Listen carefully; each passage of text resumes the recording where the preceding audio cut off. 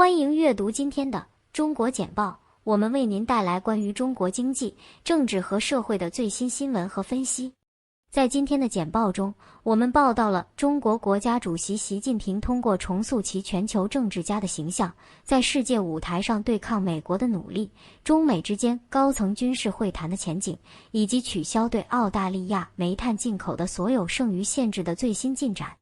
我们还深入探讨了中国提高退休年龄以应对快速老龄化的计划，对非洲日益增长的军事出口以及潜艇发展野心。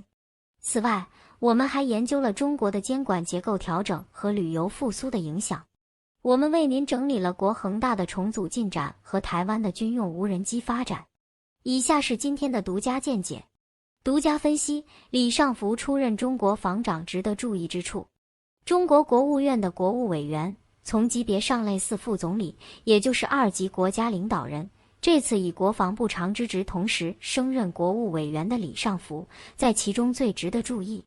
李尚福担任此职并不奇怪，奇怪的是，权威的《华尔街日报》在1周前独家列出，出任国防部长的是何卫东。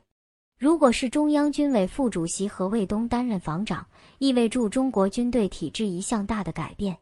因为过去几十年来，国防部长在中国体制内属于一个没有军事实权的职务，对内负责动员征兵，对外负责交流合作。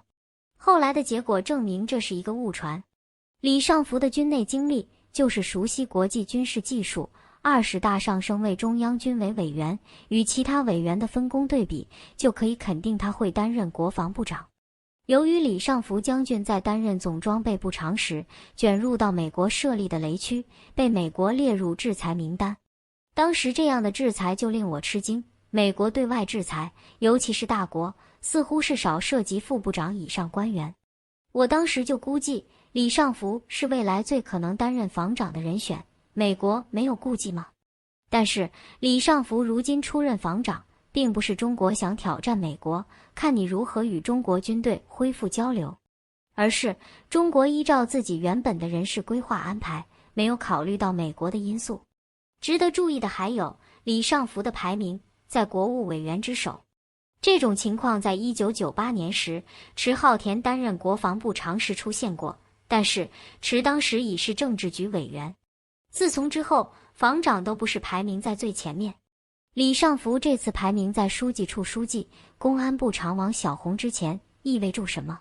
简单说，李尚福以国务院唯一的军人部长身份，有特殊的发言地位，与美国的军事压力当然是相连结的。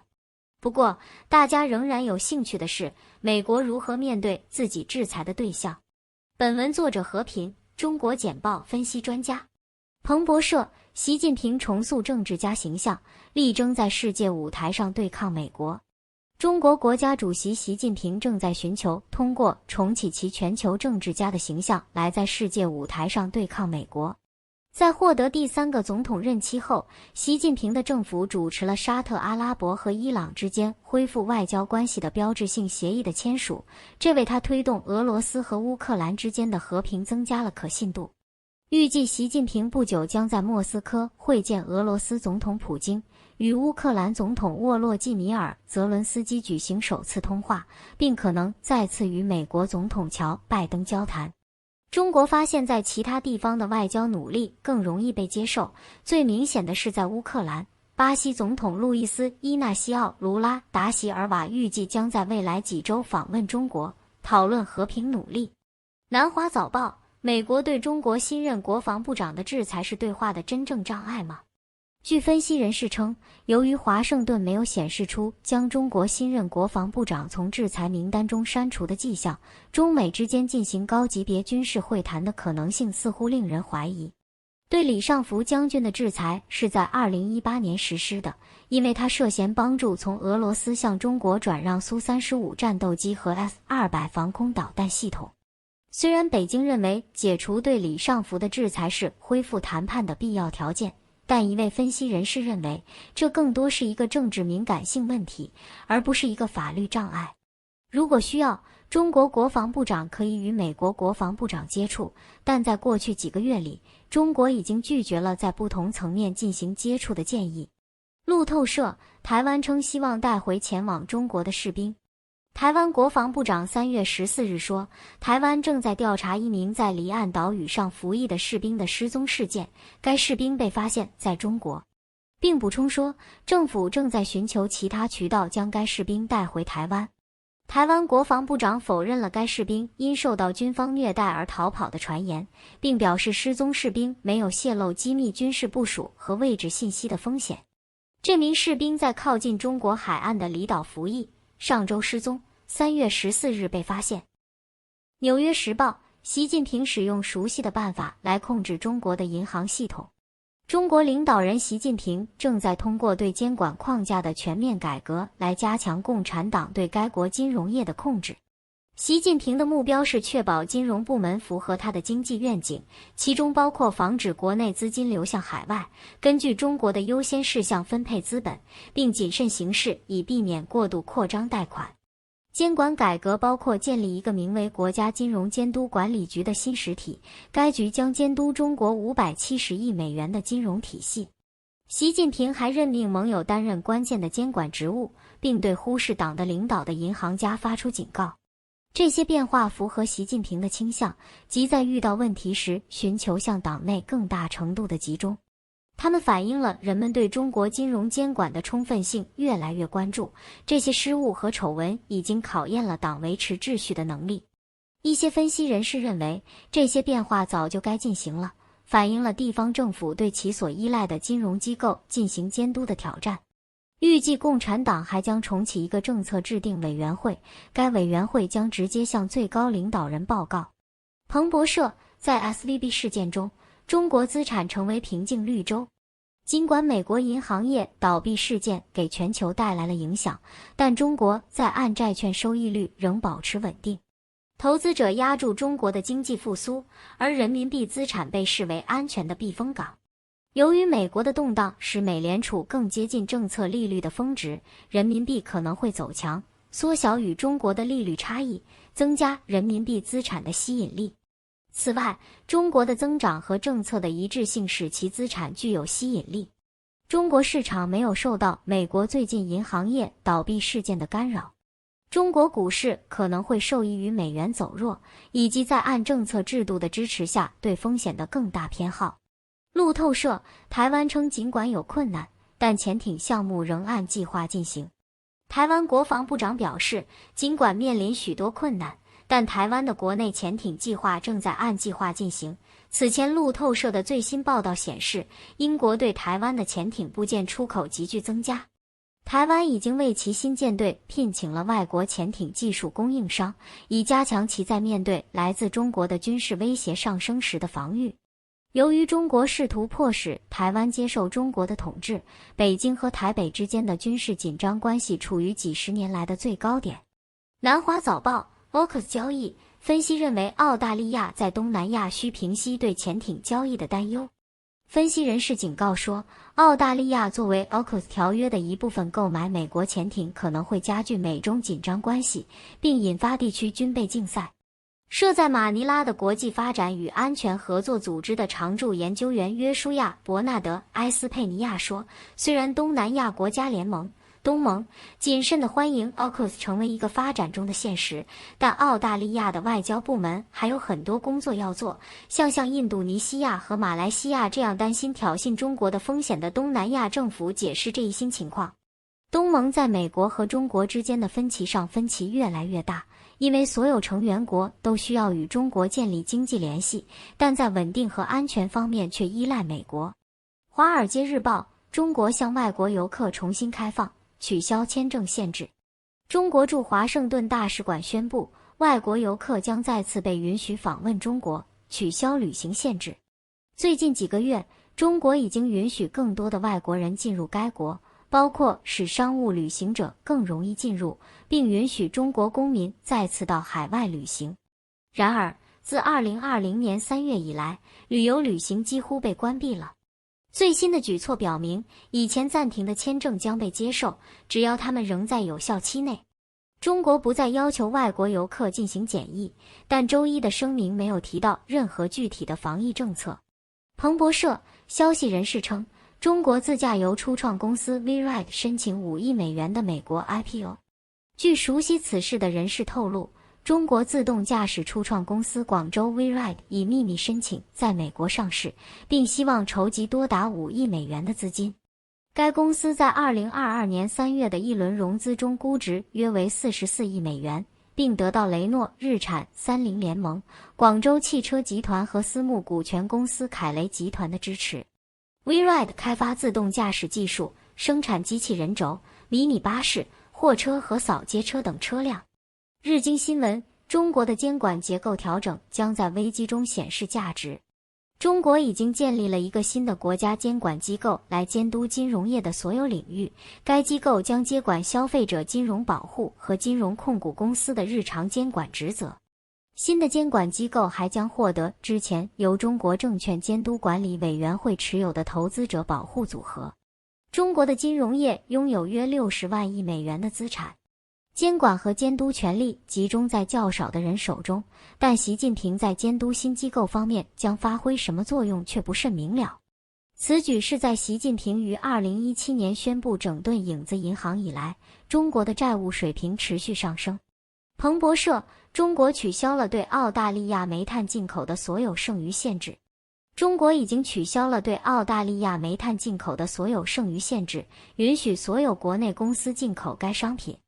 中国的钢铁制造商和发电厂需要高质量的澳大利亚煤炭，仅3月上半月的进口量就可能达到100万吨。中国是世界上最大的煤炭生产国和消费国，去年的燃料进口量超过 2.9 亿吨。煤炭禁令的结束预示着两国关系的解冻，随着政治敌对情绪的上升，两国的关系也在不断升级。此举对受到一系列限制的其他澳大利亚出口商来说是个好消息，包括龙虾、牛肉、大麦和葡萄酒。路透社：中国将提高退休年龄以应对人口老化问题。中国劳动和社会保障科学研究院院长金维刚表示，中国正计划逐步提高退休年龄，以应对该国快速的人口老龄化。退休年龄最初将被推迟几个月，随后会提高。改革的目的是允许人们根据自己的情况和条件选择何时退休。在中国，养老金预算的压力正在升级，为政策制定者解决这一情况创造了更大的紧迫性。日经新闻：中国旅游复苏引发财富外流的更大前景。中国取消边境限制导致旅游人数激增，2023年前2个月有近4000万人次出入境记录。虽然旅行被用来规避中国的资本管制，但法国投资银行 Natixis 警告说，中国和目的地国家之间旅行支出数字的差异反映了个人在海外的资金流动。这种资金外流在今年可能会上升。专家预测，由于全球高利率，这些资金将进入保险和财富管理产品、外币存款和房地产。财新：中国为何将2023年 GDP 增长目标定为 5% 左右？中国将2023年的国内生产总值 GDP 增长目标定为 5% 左右。在2022年的低基数和今年强于预期的经济活动之后，许多人认为这是一个温和的目标。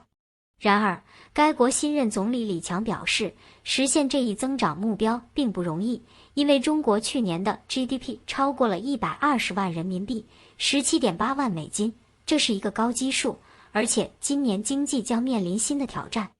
多位经济学家和分析师认为中国的增长目标适度且务实，因为世界第2大经济体今年的增长速度可能会超过 5%。路透社：在公布了对抗中国的潜艇交易后，拜登说预计习近平会谈很快。